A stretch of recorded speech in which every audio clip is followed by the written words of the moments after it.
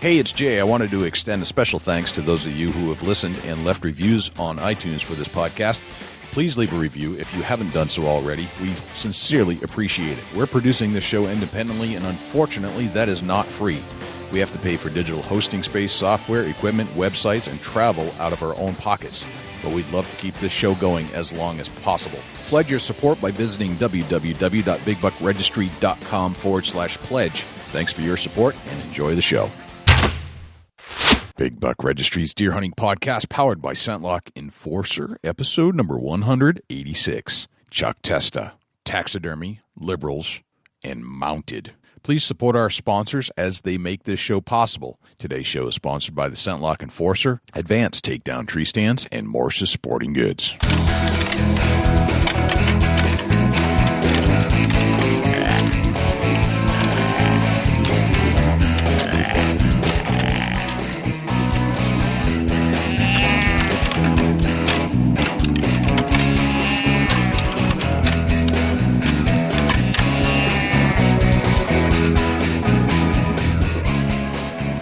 Big Buck Registry is a virtual museum of hunting stories. We preserve a piece of Americana by interviewing and recording hunters about their hunts and experiences from across the country.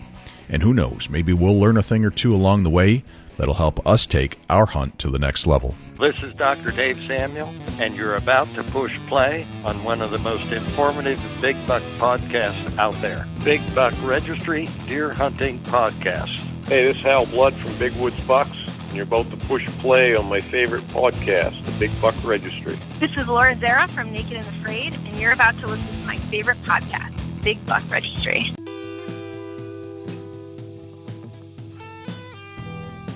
Hey, this is Jay Scott. Hey, everybody, Dusty Phillips. And this is the Big Buck Registry Deer Hunting Podcast. And thanks for tuning in. Psyched that you're joining us once again, as you do each and every week. And Dusty, we're all over the place, as you know. And as if you listen to the show and you listen to the end, you often listen to where you can find us. But I thought we'd open it up at your suggestion that we should let everybody know where we're at in the beginning of the show. Because most likely that once you get past all the meaty stuff, you might not have tuned in to find out. So let's take a moment to tell everybody where we're at. Yeah, let's do that, Jay. You want to reach out to me, shoot me an email, dusty@bigbuckregistry.com. You can find me on Facebook, Chubby Times Outdoors, Instagram, Twitter, @ChasingAntler. Jay, where can the people reach out to you and you know them? Best place is jay@bigbuckregistry.com. So if you ever want to reach out to me, and let me know what you think about this show. Let me know if you have a guest that wants to be on this show or a suggestion for us. Jay@bigbuckregistry.com. That's number one. I return all my emails, whatever you send in, whatever question you have. I always respond. Now, if you want to be part of the greater contingent, all the diehard deer hunting fans that are found on our Facebook page, you can go there, and it's bigbuckregistry.com/Facebook. Now, we're on all social media platforms. In addition to that, we're on Twitter, twitter.com/bigbuckregistry. We're on YouTube, youtube.com/bigbuckregistry. We're on Instagram, instagram.com/bigbuckregistry. So you can kind of see the pattern. If you want to listen to the show in other places than iTunes, you can find us on iHeartRadio, which is an app you can download. You can find us on Stitcher. You can find us on Blueberry. And we actually have an app. We have two apps. We have one for the Google Android devices, and we have one for the Apple iTunes devices. So if you have an Apple device, it's bigbuckregistry.com/app. And the other one is bigbuckregistry.com/G-app.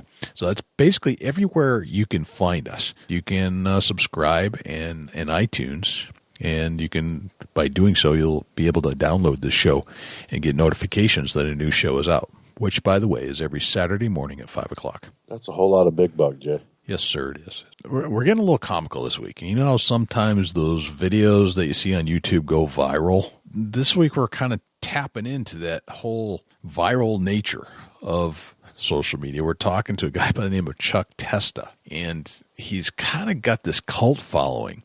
But it's a very large cult following. He's a taxidermist out of California, and Chuck will tell you that he has kind of the complete opposite political views of everybody around him. But he He's a deer hunting guy. He's a hunter. He supports hunting. He likes guns. He likes military. He's a military reenactment guy. He's a taxidermist, and he's a very good one. But he's got this very kind of dry sense of humor, and he did this commercial, and it was posted on YouTube, and he's always saying, as you heard in some of the openings of last week's show, "Nope, Chuck Testa."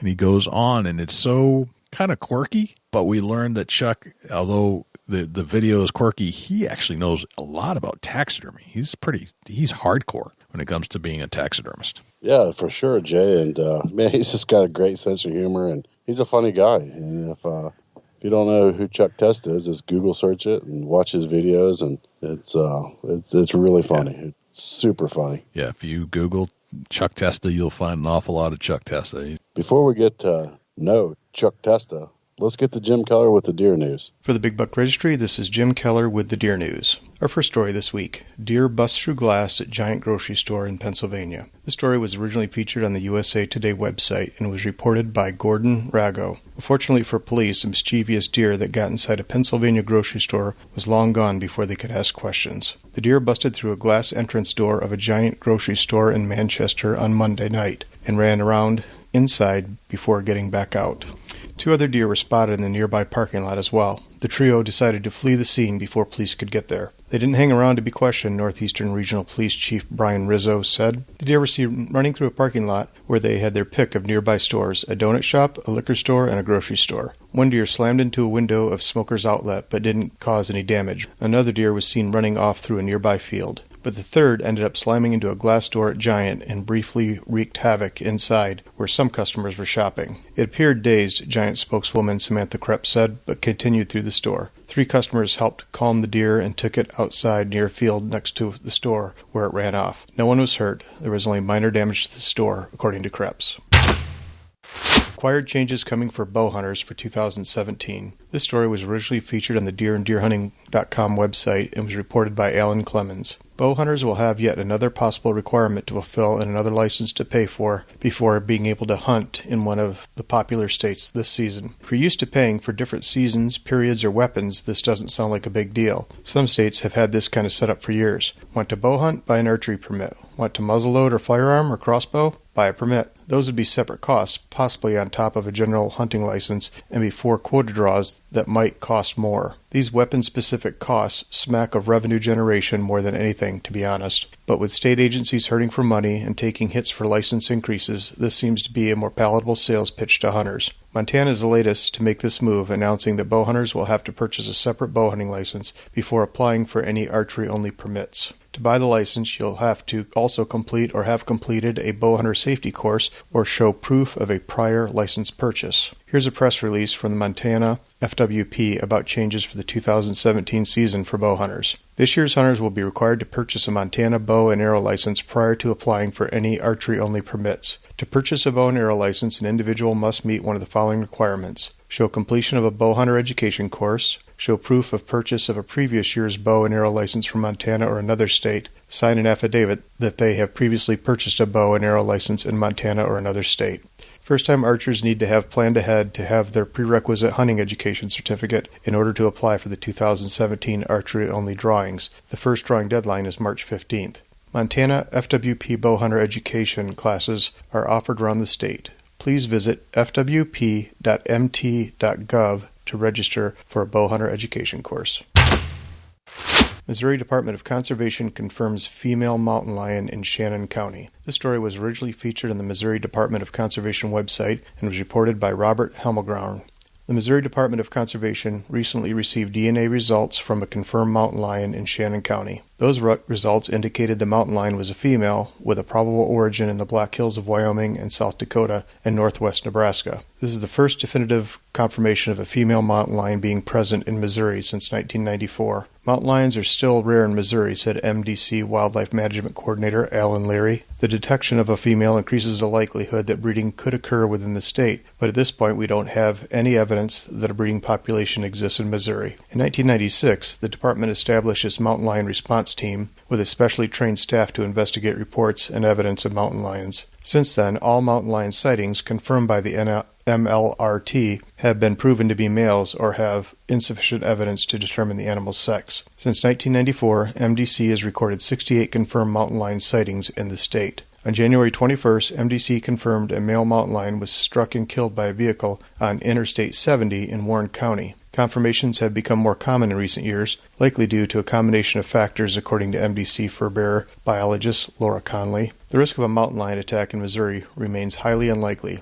No mountain lion attack on a human has ever been recorded in the state. People, livestock, and pets face a much greater risk from familiar dangers we encounter, including automobiles, stray dogs, and lightning strikes. MDC has never stalked or released mountain lions in Missouri and has no plans to do so. However, the department wants to learn more about these rare animals and encourages all citizens to report sightings, physical evidence, or other incidents so they can be investigated. Anyone with information about a mountain lion can file a report with the Mountain Lion Response Team at mountain.lion@mdc.mo.gov. To learn more about mountain lions and to view a map of confirmed sightings in Missouri, visit mdc.mo.gov/mountain-lion. And special thanks to listener Daniel Applebaum, who sent us the link to this story.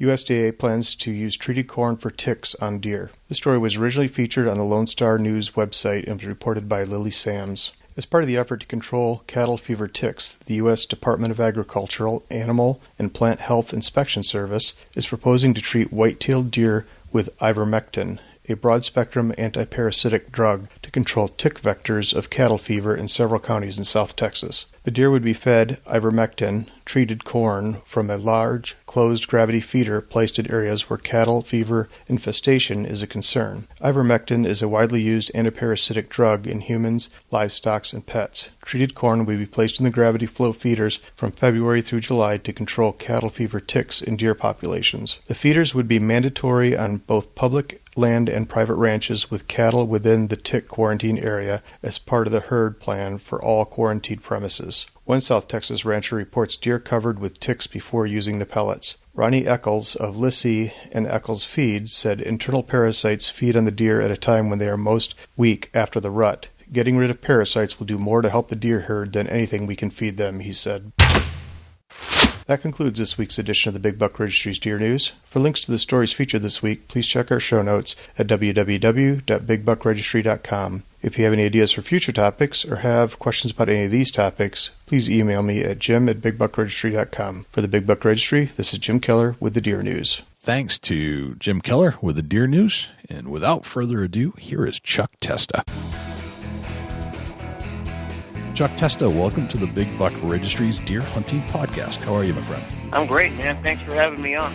I'm psyched to talk to you. You're becoming a YouTube legend in your own right, and 17 million views is nothing to sneeze at. I appreciate that. Thank you. Do you feel the celebrity when you go out for out on the town? Do you get noticed now? I used, at first especially, and then it's still hard to comprehend. I was at the SHOT Show a couple of weeks ago, and my guy was my Cody, who does my YouTube channel, and there's guys pointing at me and this and that, and I go, what are they pointing for? And they go, because they know you. Yeah. I'm like, nah, He goes, yeah, they do. It's really true. I go, oh, well, whatever. I was just about to say I'm surprised we didn't bump into each other, but then again, I'm not surprised we didn't bump into each other because that place was just a madhouse. Oh, my God. Insane, huh? Yeah. It's almost undescribable, isn't it? It is undescribable. And we walked around for 3 solid days from open to close and still. And never saw the same thing twice. Saw the same thing twice. Didn't even get to one of the sections. Like we didn't even there was a whole floor we missed. We knew it was there. We just didn't walk in there. I just never got there. And I have like a lot of other friends in the industry that are even clients of mine. And the only way we can connect is thank God for these dumb, stupid phones now. So you can text them and say, meet me at the wherever it is.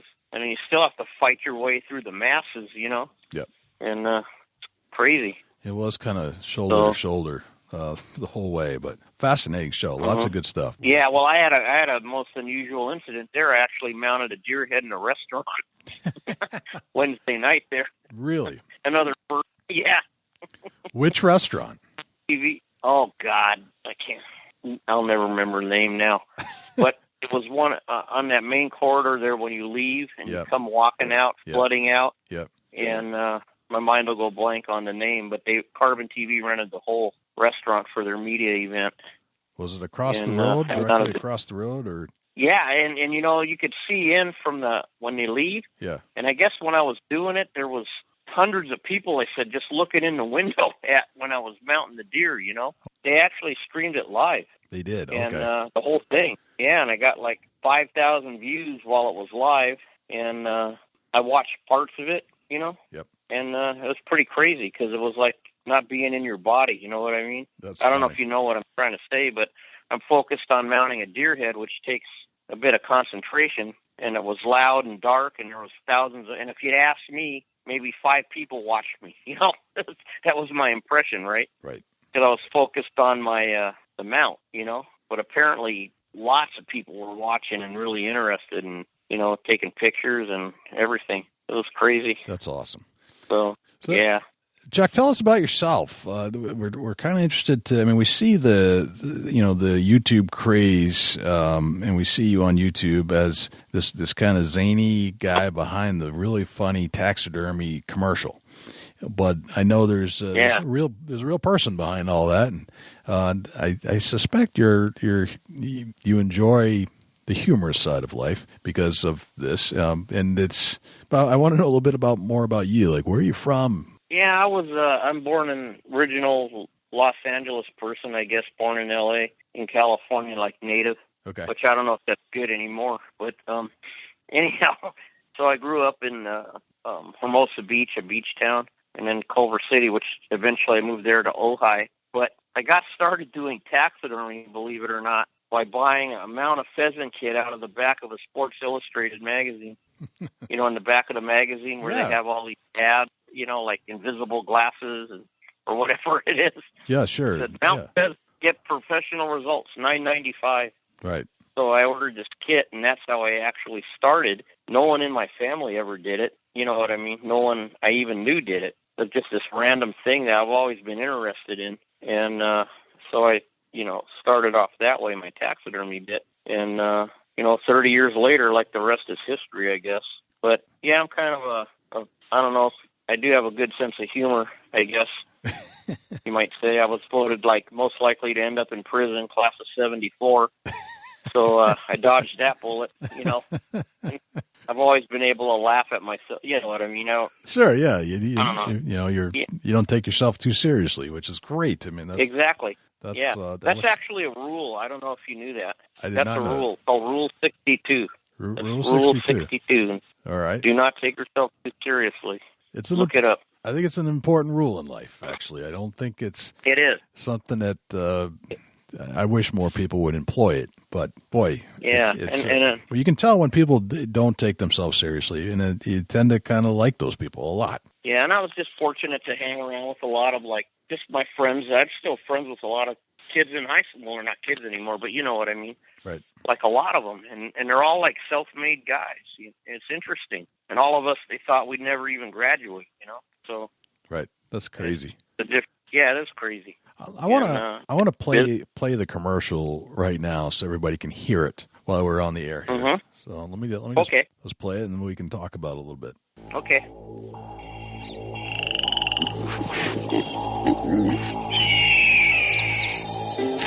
You probably thought this deer was alive, and this coyote was alive, and this pheasant was alive. Nope, they're not. They're dead. They've been taxidermized by Chuck Testa. Ojai Valley Taxidermy. I specialize in the most lifelike dead animals anywhere, period. Look at that antelope driving a car. Nope, it's just Chuck Testa. Oh no, there's a bear in my bed. Nope, Chuck Testa. Hold on a second. There's a leopard feeding on an impala out on my deck.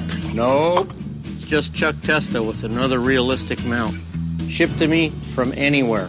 Call Chuck Testa for the most lifelike dead animals around, period. Did that rhino just order a drink? Nope. Chuck Testa does not taxidermize pets. Oh man, Still makes me laugh. It's still very. I mean, it's very funny. I've watched it a bunch of times, and I still. Yeah, laugh. old Rhett and Link were geniuses, and that was actually made for a reality TV show called Commercial Kings. So you can actually download from iTunes the whole, like a 30-minute TV show called Commercial Kings, and it has me making the whole video. Oh, no kidding. Okay. So the inspiration for the commercial itself was actually part of a larger concept. Right. It was for another two guys who were famous for making commercials for wacky commercials for small businesses, you know, like you see at 3 a.m. Right. on your local channel. So, you know. So why do you think it went so viral? I don't know, but can I tell you a little bit of the story? Yeah. Right. Yeah, definitely. So Rhett and Link, and they're huge now, huge on YouTube, and I think they just got some kind of big deal. But anyway, they got a pilot for the series called Commercial Kings on the IFC channel. All right, and then it was like 8 or 10 episodes, and to this day, we do not know the person from IFC who called me to ask if I wanted to be on the show. You know. Gotcha. So someone called and said, "Hey, we're doing it," and me, you know, I'm up for whatever. Yeah, sure, I'll do it. You know. And then I forgot all about it. And then like 6 months later, they call up and say, "Hey, we're coming to do the video or whatever, their show." And I was really excited because I was going to be on network TV, on a show, and I was going to be, people would see it, and I'd get business and all of that, right? The show comes out, and it did pretty good, but they didn't get a second season. And so nothing really happened, you know? I didn't get any calls or anything. So my kid puts the video on YouTube, and then 2-3 months go by, and I didn't know anything about YouTube, and he's going, "Oh, we're getting some views, like 200 views or whatever."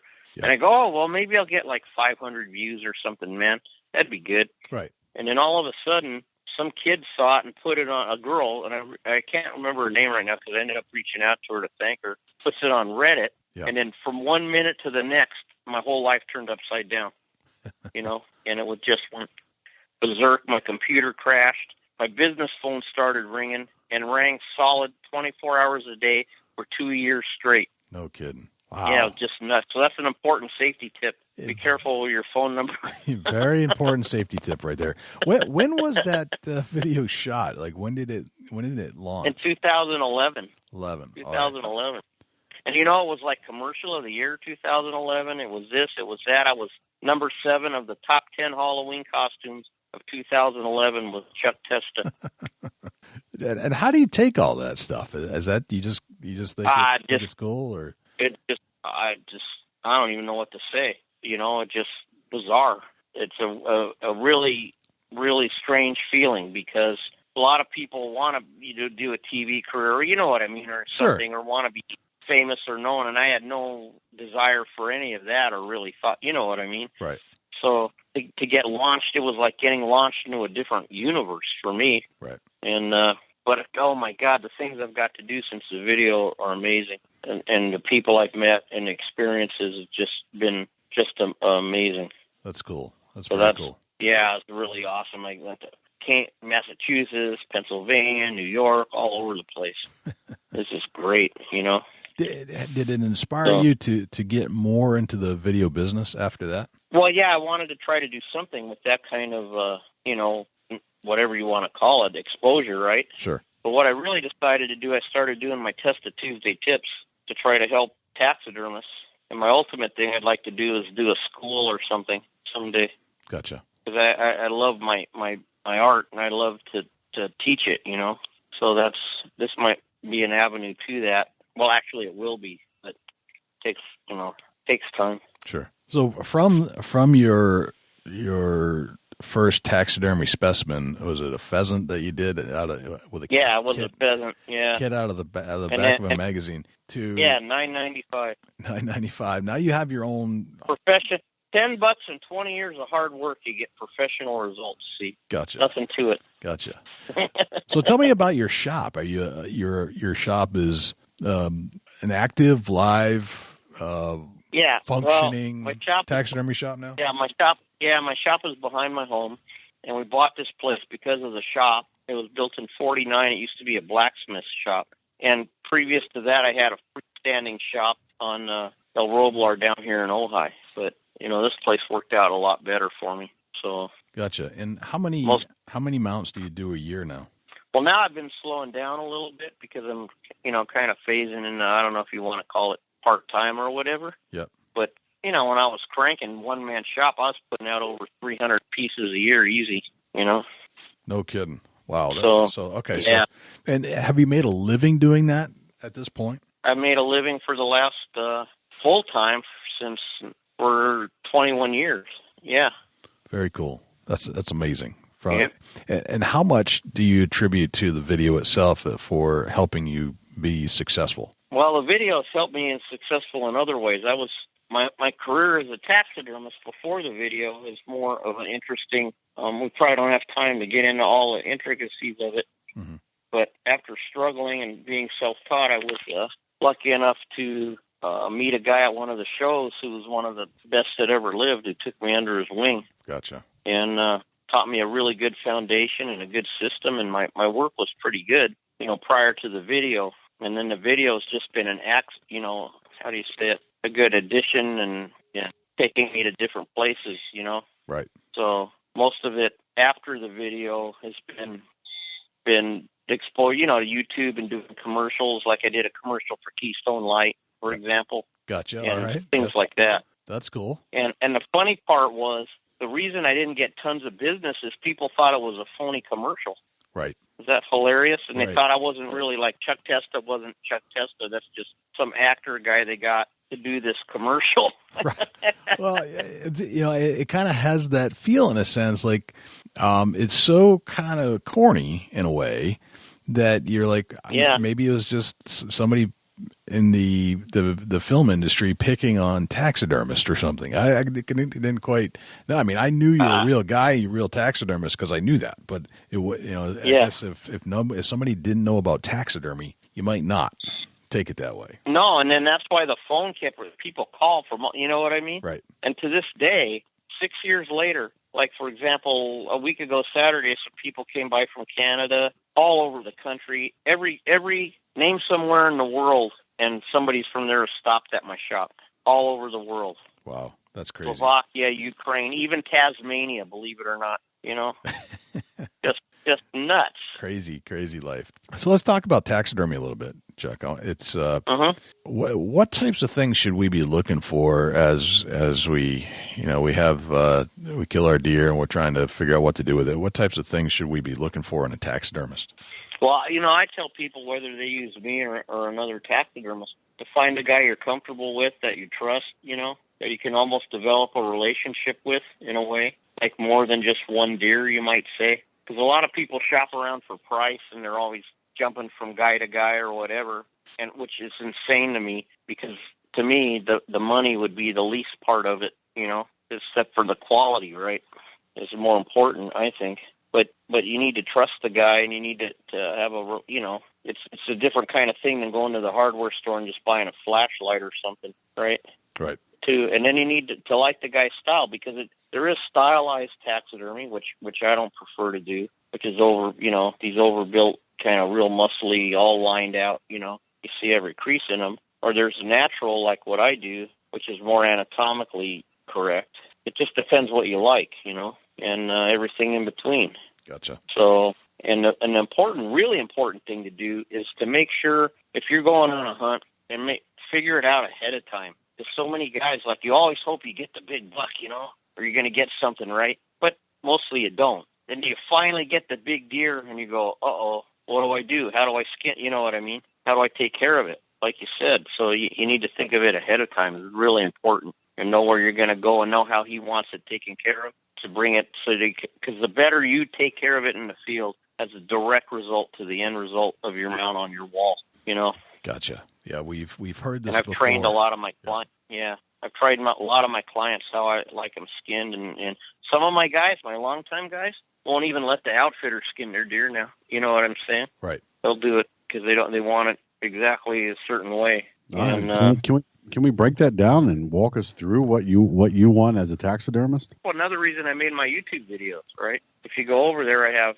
how to skin a deer, how to do this, how to do that. how to take care of this, how to take care of your bear, right? And so you can get it to your taxidermist, in good condition, because that's really, really important to get that deer skinned out as quick as possible, for example, and that you don't let it get air dried, that you don't set it in the sun, that you don't even fold it up on itself. If there's heat, you got to let it cool down, and especially bears. A lot of guys make that mistake. They'll fold up a bear hide and trap all the heat inside, and then they'll freeze it, and then they'll think it's fine, right? And then the poor taxidermist unfreezes it, fleshes it out, and it's all slipping, and then the hunter's all upset because he says, I brought you a perfect hide, and blah, blah, blah, and so field care is the utmost importance.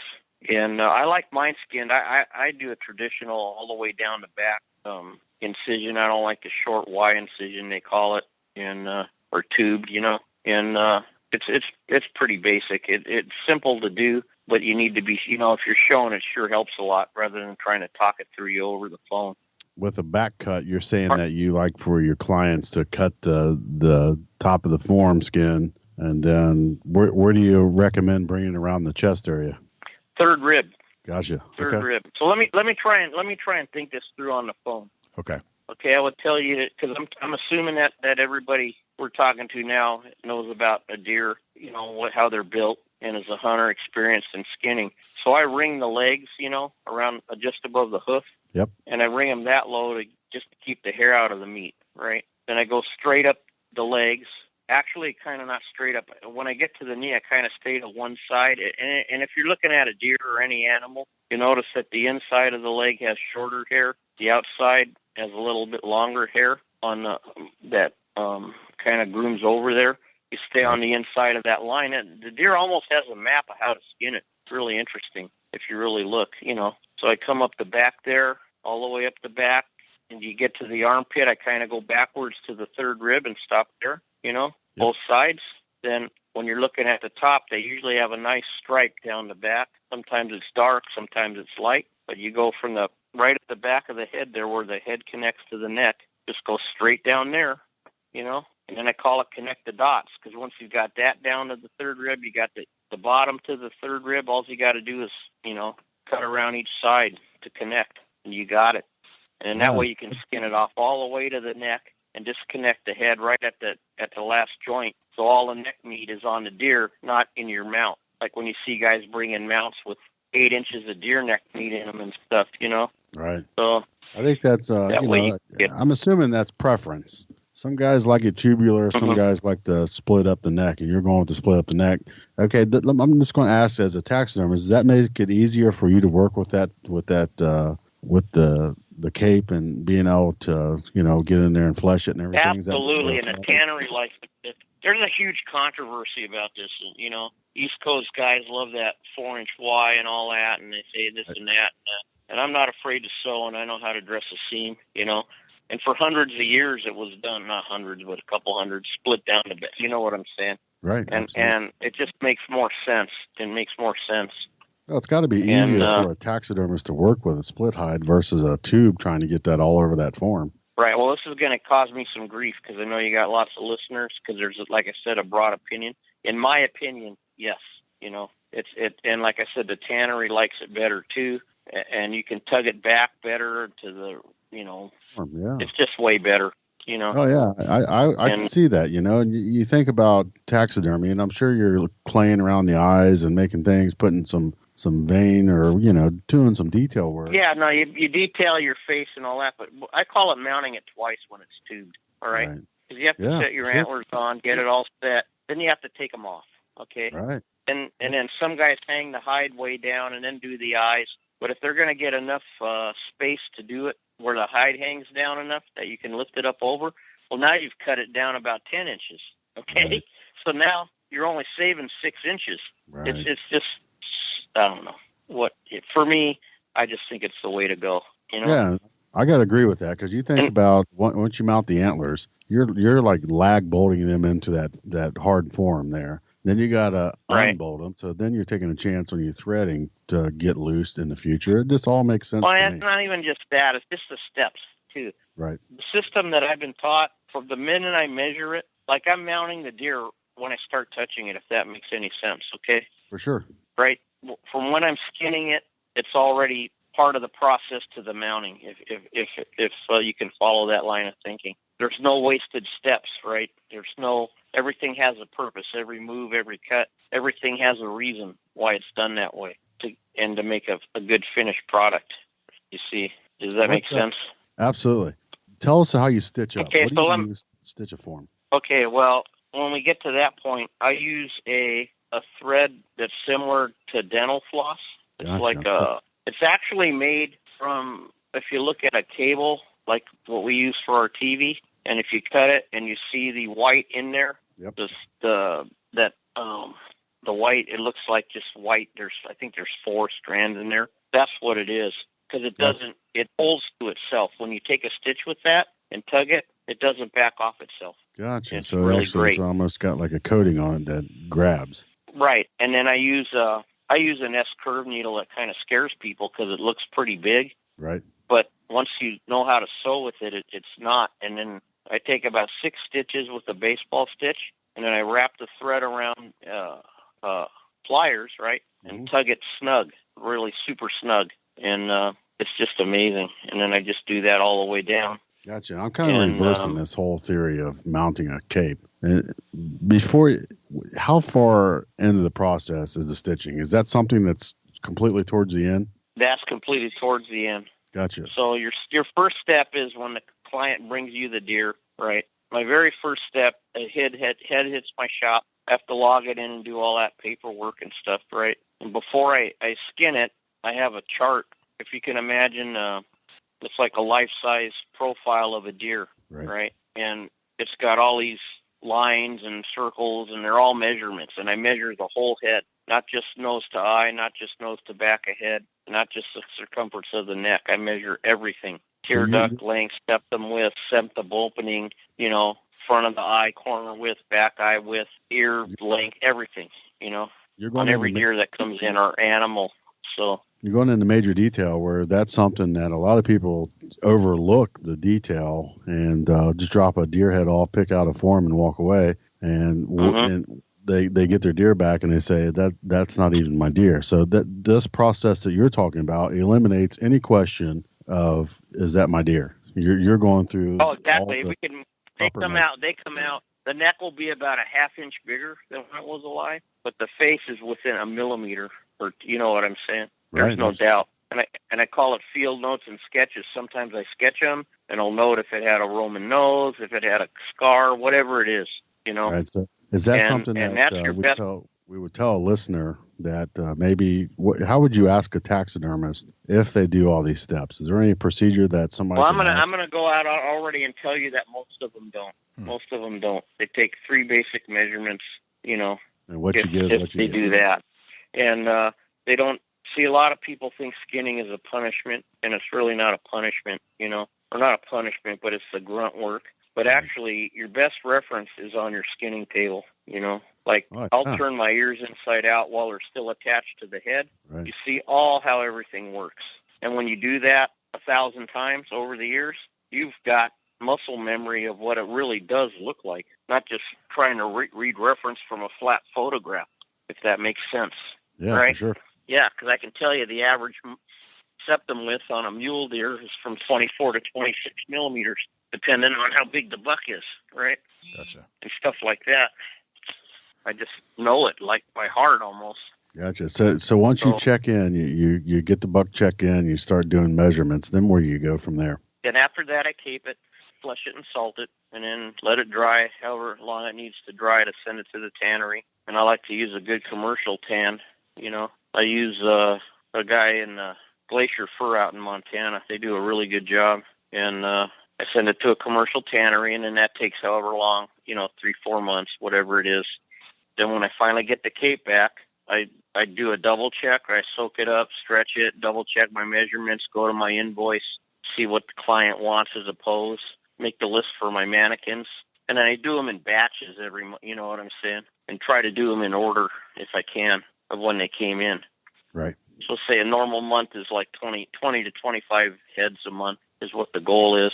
So, and then we order mannequins, the mannequins come in, and then we start the fun part of the job, prepping the cape, getting it together and mounting it up. Can you walk us through a little detail on that? Yeah, so you get your cape back from the tannery, then you have to clean up the nostrils, the lips, the eyes, turn the ears, pull the cartilage, sew up any holes, fix any holes, bullet holes, whatever it is, cut out bullet burns, fix drag marks, whatever train wreck is, like we were just laughing about it the other day because I just did like however many in this last batch.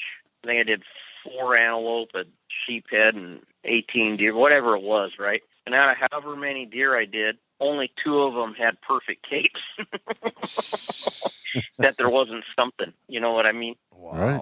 That's kind of a cut wrong in the brisket, this, that, One of them, the guy shot it right under the eye, and it came out the left side of the head, and I had to fix that. Yeah, I got to say, a taxidermist is the only guy I know can perform miracles sometimes.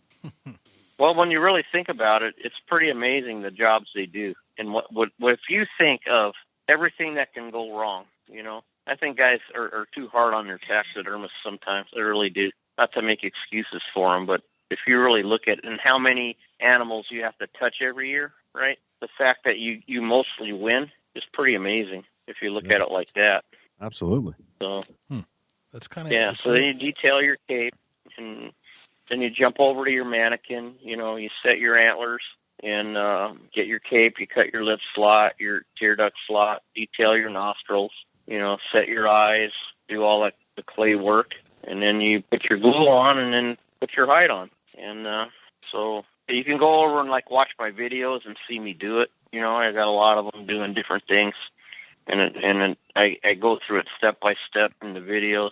So I do that, and people are really fascinated how it's done. So yeah, no doubt about it. That's it's definitely a talent that takes some time and some skill. Is there much painting? Talk a little bit about the detail towards the end of the mount. You got to paint the nostrils? So when when we finally get it dry, it's dry. You gotta uncard it all, take your pin, whatever it is you do, and then you gotta regroom, brush it out again, and to do your putty work. We use a 2-part epoxy and fill in any defects around the eyes or any this or that, and putty the inside of the ears or fix any splits in the ears, whatever. Once you get that all done, then you break out your airbrush with your colors, and I use a 3-color system.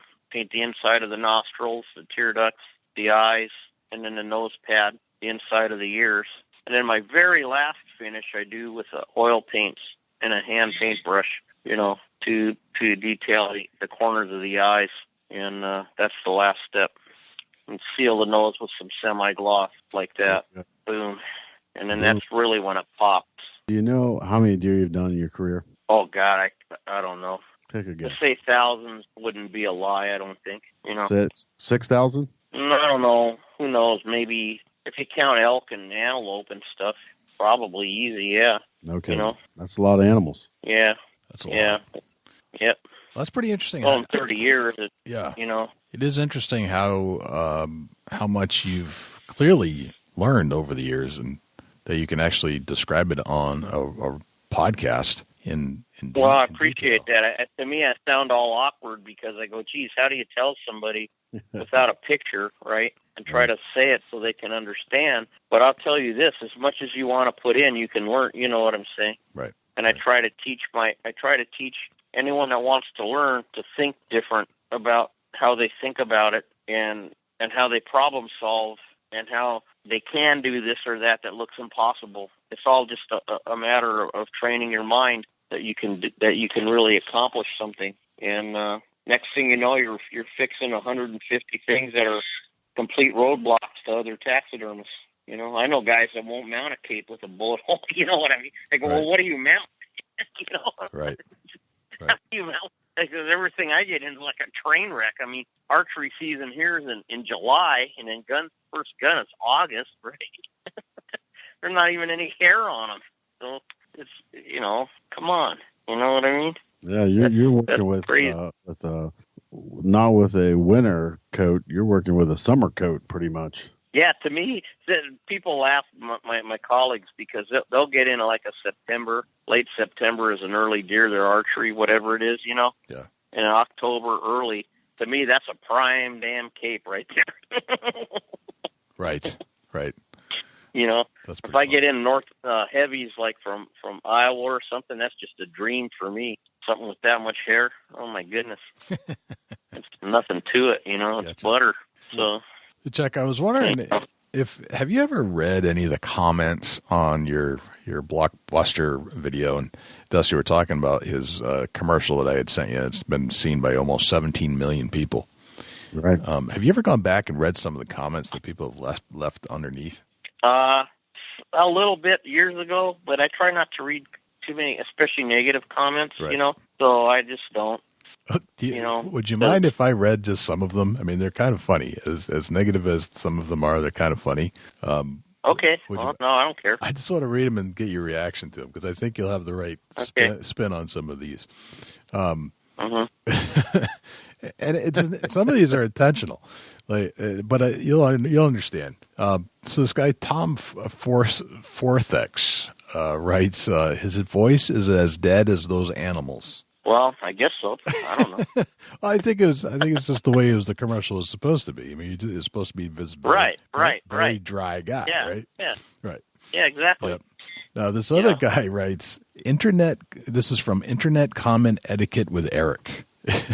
This is really funny. Whoever that is. Yeah, I don't know who it is. 5 months ago. It says, I've been in the ad business since the 70s, and I just don't get it anymore. I've worked millions of hours, attended thousands of meetings, and handled hundreds of clients in all that time, and I never thought that getting 2 YouTube blank offs to spend $50 on a commercial would get a bigger audience than what I've got in my entire career.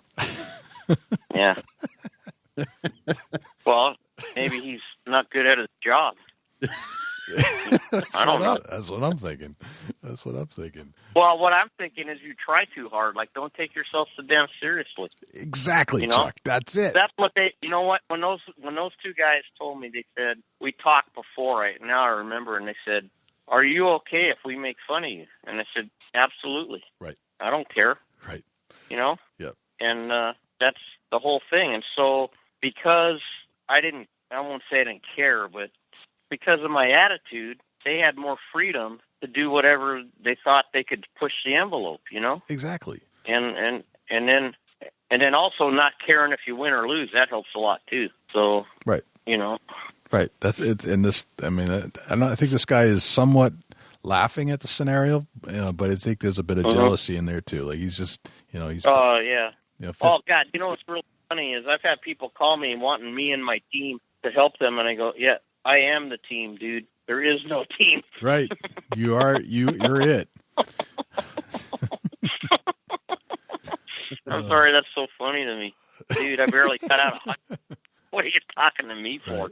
You know? This other guy, Josh Bourdin, right? He wrote in, he said, you probably thought this car ran on gas. Nope. It's just Chuck's Tesla. Oh, that's funny. See, that's a good one. Good. That's a good one. It's just Chuck's Tesla. Yeah.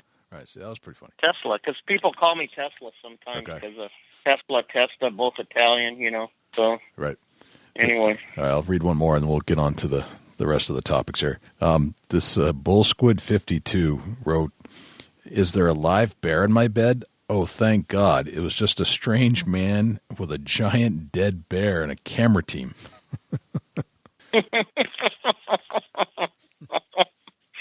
Yeah.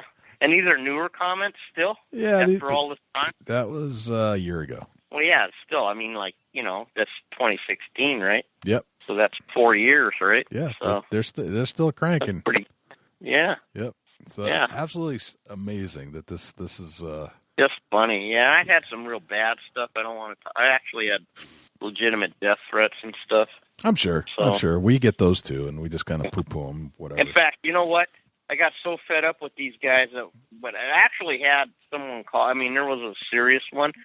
So finally what I said on one of my videos is, I said, I'm going to be at the Boy Scouts, whatever event it is, on this Sunday between 8 and 4. Show up and come and kill me there. But I said, but bring your guns. Exactly. No, we've had similar conversations with some people that don't like us so much. It's like, they're picking on the wrong crowd. Yeah. And, maybe they did show up, but we were doing a static World War II display. We had 2 1919 Brownings, 1 Ma Deuce, and I was walking around with a Thompson, so maybe they didn't want to play. Yeah, probably not. Probably not. Probably chose to go the other way. Now what you do have to do, Chuck, is tell me what this hat is all about that you're wearing in the video. What is that? Oh, that hat? Yep. That's because I couldn't find my regular HBT short bill I usually wear. Okay. That hat is I do living history, World War II. Okay. And I also collect a lot of memorabilia. And that was just like I don't know if you want to call it a war trophy or something that I had I got a lot of stuff my dad brought back from the war. Yep. And my uncles and stuff. And that's what that has, an M43 cap. But I don't really usually wear that one. Okay. I usually wear the short bill HBT you see me in all the videos with. I couldn't find it. It was just a random thing that happened, Gotcha. Like it wasn't on purpose, Yep. I got a lot of crap for that, too, like I'm a Nazi and stuff. I saw some Nazi comments on there, but clearly you're not a Nazi. You're definitely a full-blown American. No, I'm in the 35th. Yeah, that and when I reenact, I'm in the 35th Infantry. Okay. The one that was in Kelly Tiro's, that unit. Yep. And actually, my nickname is Crap Game from the movie because I'm always making deals. So. Gotcha. Just like Don Rickles. Gotcha. Yeah. That's pretty funny. So if now you live in the land of California, and you're clearly, liberal utopia. Yes, you're clearly on this conservative side of things, but you're living in liberal utopia. What makes you say that? Just not only that, just a hunch. Just a hunch. More out there than Ojai. Right. I'm surprised I'm not hanging from a tree upside down or something. How do you in this town? How do you deal with that? I mean, especially as popular. I mean, a lot of popular people, I guess, out in California. But how do you deal with that day to day? Do you ever have any run-ins? Yeah, but I find that I don't want to get real negative, but there are a lot of people are. It's all behind your back crap. They don't got the stones to say it to your face. Right. Unless there's a group of them, and then you got to deal with it like that. But I just don't engage because arguing with one time I said something bad, like I'll take out my brain and we'll start even, but that probably wasn't good. I always say stuff like that. Gotcha. And they have no sense of humor. That's one thing I've noticed. Yeah, no sense of humor. That's funny. So very funny. They obviously haven't read the rule book of life, and they don't know about Rule 62. 62. So, yep. Just funny to me. I'm sorry. I just don't have any hate. Right. It's just weird. I can't. That's not how I want to be.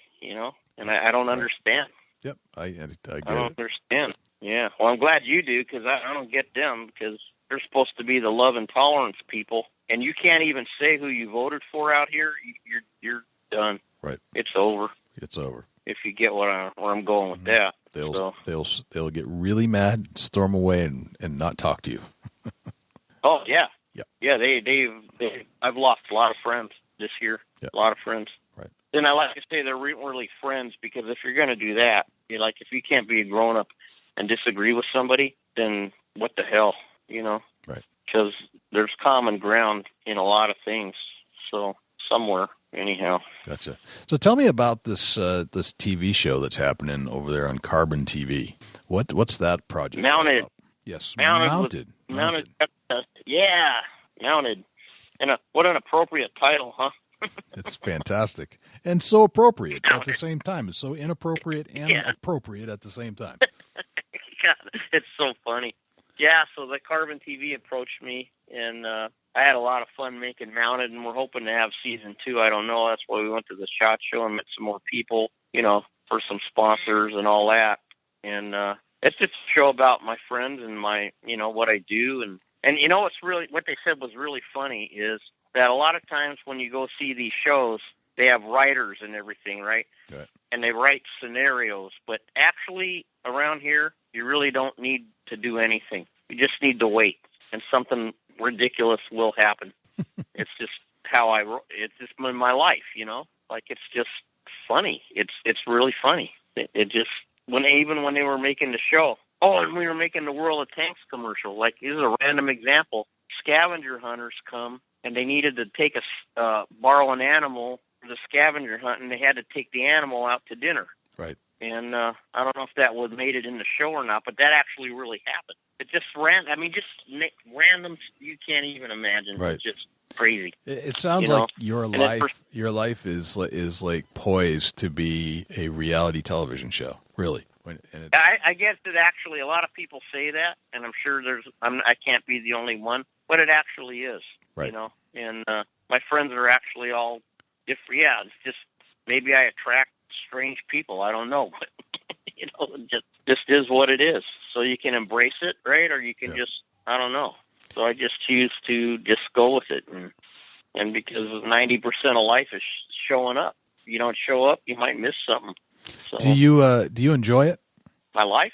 Your life, or the television show? Yeah, I love my life. Okay. Yeah, I did. I had a lot of fun doing a TV show, and again, it would be nice to have a second season. But if I don't, hey, I'm still, you know what I mean? I'm still okay, and I got to do one. Right. That's how I kind of look at it. Look at all the great crap I get to do that I would have never ever had a chance to do. Right. So it's like, how can you lose when you've already won? Right. If that makes any sense. Yep, I'm with you. Oh, who is the guy? It's all a bonus. Who's the guy in the beard that appears in some of the Jeff? episodes? Jeff. Yeah, tell me about Jeff. Yeah. Oh, God. How do you describe Jeff? And he's really like that. He's just so funny because he doesn't even know. He doesn't even know what he's going to say himself, Right. And he's just hilarious. So he's got several nicknames. We call him Goldfish because he's got like a 1 second attention span. Okay. And then my buddy from Australia thought his name was Dave, so he calls him Dingo Dave because he's dingy. All right. And and he's got just all kinds of different nicknames. And but he's a pretty good musician, and he's a good taxidermist if he can focus long enough to put something together. And he's just a character, dude. What else can you say about him? How'd you meet him? Go place. We met. He called me up, and he was looking to get a bass mounted, and he wanted a skin mount. And we launched into this conversation about mounting fish and why don't people do real skin mounts. And then he said, then he told me he was a tattoo guy, right? Because he is a tattoo artist. Yep. So we started talking about that, and then how he could do this and that. And then I said, well, I tell you what, you clean up my tattoos and stuff, and I'll teach you how to mount a fish. And that's how it started. Gotcha. So that's really funny. Yeah. His passion is fish and birds. He doesn't do, hair, which actually works out good for me because I get too busy with birds, you know what I mean? So he can do birds and fish, and I'm fine. And so we complement each other. Gotcha. If we don't kill each other when we're working together. Right. So. That's pretty funny. So let me let's get into a deer hunt. I had asked you before we got on to the show to think of a memorable deer hunt. One popped into your head really fast. Where were we headed on this hunt? We were in Iowa, in Boone, Iowa. What year? You got a recall in the year? God, why do you have to ask that? Sometime in mid-2000 and 2009. I can't remember exactly. Gotcha. Okay. Somewhere around there. And awesome. My mentor is a really 4-time world champion taxidermist and all that. His brother has a ranch, or had a ranch. He passed away since, in Boone, Iowa. So in December we went, and a lot of like 6 taxidermists, friends of mine, and a bunch of guys from Texas, and it's like a 4-day season, shotgun season there. Mm-hmm. And so me, dumbass me, Ojai, right, 80 degrees all the time. I never wear shoes. I'm flying into Nebraska. I'm looking out the airplane, and I'm like, what's with all the white, right? And I mean, I knew it was going to be snowy and stuff, but I mean, like, oh my God, I get there and it's like 10 below zero. All right. I'm in flip flops and shorts at the airport. That didn't last long. But anyway, the funny part is, if you know me at all, I'm kind of like my best friend Mike. He says this. I got this 10-foot rule. I'm not allowed to stand. I have to be 10 feet away from them all at all times, especially if we're working or doing anything, so nothing bad happens to them. So it's like the last day of our hunt, and we're going along the edge of this cornfield, and there's a little drainage draw, and he goes, "Hey, man, there's a buck over there." So he stops and he goes, "Get out, go around the front of the truck, and lean on the bumper. You can nail it, right?" So they're looking at the deer, him and his wife, Cindy. They get out the truck, and apparently there was a fence line down under, barbed wire that had been covered with snow that I didn't see. Right. And I tripped over it and went into a bank of snow, right, like 4 feet, buried up to my knees, upside down, and my legs are flailing, right? And they're looking at the deer, and they're waiting and waiting and waiting and waiting, and nothing happens. And Mike's going, "Where the hell did he go?" And then they look over, they don't see me, and they can't find me. And all of a sudden he sees my legs flailing, and I'm suffocating. And then he was laughing so damn hard he couldn't. And to this day they laugh. They just think about it and laugh because they go, what the hell? Where'd he go? He was here a minute ago. And oh my God, it's like my biggest embarrassing moment ever. But needless to say, I missed the buck. Right. Almost suffocated because my friends couldn't grab my legs and drag me out from upside down. God, it was funny. They said they just crying, laughing. They laughed all the way to the airport in Nebraska. And all these years later, every time they just look at me and they just start laughing, So the end of the story is that you didn't get a shot off at the buck. No, and then the other famous thing from that hunt was, like, I was pretty flat, you would think, right? And then my buddy Staffy, he shoots this buck, and it runs up and falls down like the only cave hole in all of Iowa, right? And we trying to get this buck out, and nobody has a rope, and it's me and him, and Jesus, it was just hilarious. And trying to get this buck up out of this hole, taking off our belts and trying to, and then he kept bending the buck head where the antlers would like come up against the side of the hole and dig it in, and I'm yelling and screaming at him and trying to pull this deer up, and I'm not the giantest guy in the world, as you can tell. So now I'm starting to fall in the hole. It just turned into a big old cluster. And then again, people finally come, but they're laughing too hard to help us. So, I don't get asked to go hunting too much no more. That sounds like you make for some interesting hunts, that's for sure. Yeah, we had a good time. It was fun. Definitely want to keep you around. Man, it was cold. For deer camp laughs, that's for sure. Oh, that's pretty. Yeah, it's always. Well, that is a guarantee. It's always an adventure if you go. Something like when me and Jeff went fishing on that lake. I don't know that episode. His motor really did blow out, and I had touched it first for real with the 10-foot rule, and then the trolling motor burnt out. He had to be towed all the way back. But we had to leave, so we left him at the dock. He didn't get back till like 5 hours later. Oh, God. Yeah. That's crazy. So keep you out of my hunting woods and off my boat. Yeah. Yeah, exactly, man. Anyhow. Oh, Chuck, that's funny stuff. That's pretty funny. Funny stuff. Yeah, man. That's pretty funny. I don't know if it sounded as funny, but it really was funny. Especially that with my leg kicking up in the air. Where'd he go? But I could see why that's your most memorable hunt. I mean, of all the things that could have gone wrong, and you end up in a snowbank that you can't get out of. That's right. You can't make that stuff right. up. It's not something that you. No, it just got funny. I mean, I've had a lot of other hunting, like good adventures and this and that. But the older I got, and the more stuff happened, and the more funny things are more memorable to me than just your, you go out, have a good time, and nail a deer and stuff. It's, Right. So. Gotcha. Well, I've got 10 rapid fire questions for you, Chuck, and I didn't prep you for these, but these are just to get to know you a little bit better. So, okay, I'd like to hit those. I am radioactive. You're radioactive. So all right. That one out of the way. All right. Very good. What's your number one hunting tip of all time? Number one hunting tip: be prepared for success. All right, I like it. All right, we all have these things that we bring into the woods. Sometimes they're good luck charms. Sometimes they're just a utility. But whatever they are, it drives us crazy if we leave it at home or in the truck when we're in our stand or in the field. What's that one thing for you? One thing for me? Oh, my God. My hat. Your hat. Gotcha. My lucky hat. Yeah, my HBT short-billed hat. Gotcha.